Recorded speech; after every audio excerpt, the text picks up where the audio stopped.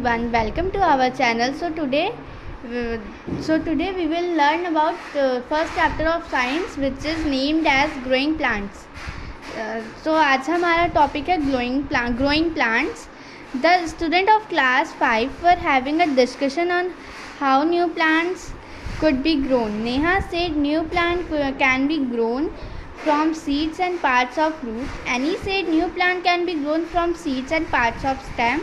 And Rohit said new plant can be grown from the seed and parts of leaves.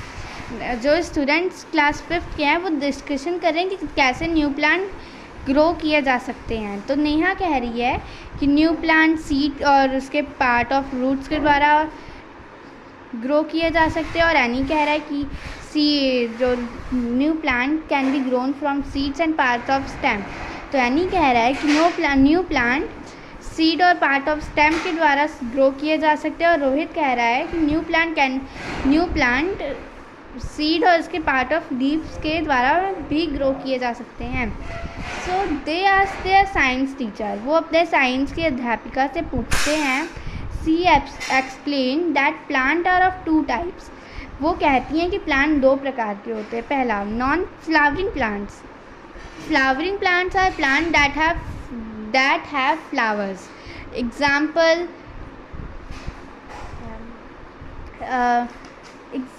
flowering plants are the plants that have flower. Example, rose, hemp, hibiscus, tomato, etc.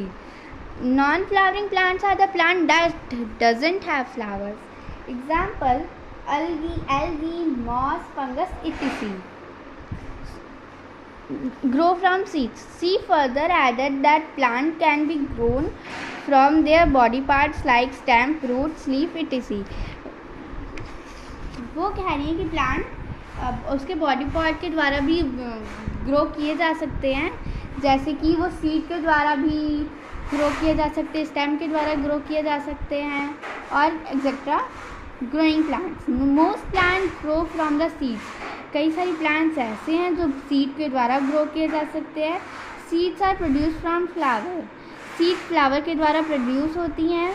Different plant have seeds of different shape, size and number.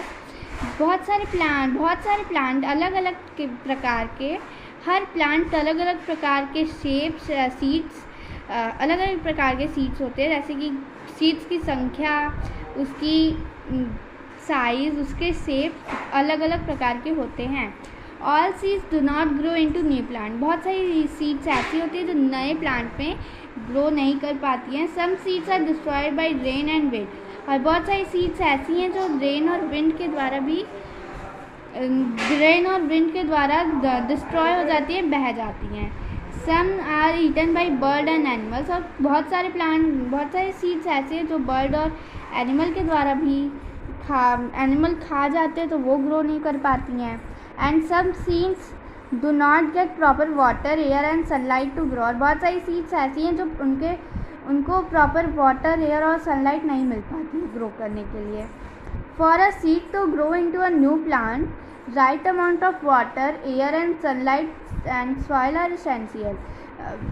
एक नए plant को grow करने के लिए एक सही मात्रा में उसका वाटर, एयर और सनलाइट और सॉइल फर्दर है, उसको इसेंशियल होना चाहिए. Structure of a seed. Take a seed and observe it carefully. एक सीड को लीजिए और उसको अच्छे से एकदम देख लीजिए. You can observe the seed plant and soaking some seed in water for overnight. और वो जो seed, swallow seed show it different parts more clearly. तो जो हम लोग अगर जैसे हम लोग चना है, उसको हम लोग कोई कंटेनर या फिर किसी भी चीज़ में ओवरनाइट उसमें वाटर डाल के उसको ओवरनाइट रखेंगे, तो उसकी सीड स्वेल कर जाएंगी. The outer hard covering of seed is called seed coat. जो बाहर की आउटर हार्ड कवरिंग होती है, जो सीड की जो बाहर की कवर होती है, उसको हम लोग सीड कोट कहते हैं. The seed coat protects the internal delicate part of the tiny plant called embryo. जो सीड कोट के अंदर का जो पार्ट है, उसको वो टाइनी प्लांट बनाए, इसलिए वो उसको एम्ब्रियो कहते हैं। और वो सीड कोट एम्ब्रियो को प्रोटेक्ट करता है inside the seed. The seed coat has a tiny hole through which the seed gets water. और सीड कोट के पास एक टाइनी होल होता है ताकि वो वाटर पानी ले सके। Inside the seed coat fleshy seeds leaves are found. Inside the seed coat fleshy seed leaves are found.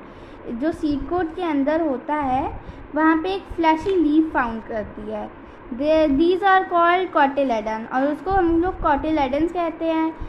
Cotyledon protect the baby plant. Cotyledon baby plant को प्रोटेक्ट करता है। They also store the food for the baby plant, और वो baby plant के लिए food store करके रखता है।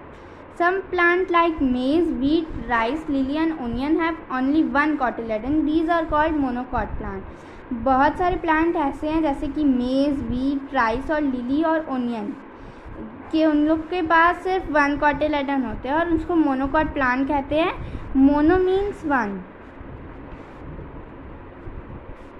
Some plant like gram, pea and beans have two cotyledons. These are called dicot plants. D means two.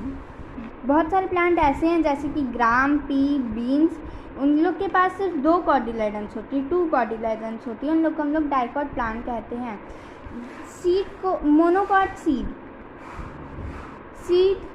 Coat cotyledon embryo. Dicot seed embryo cotyledons. We can see there are two cotyledons, but we can see in monocot seed there are only one cotyledons. Thank you. By Kriti Shrivastava. Please like, subscribe and share our channel.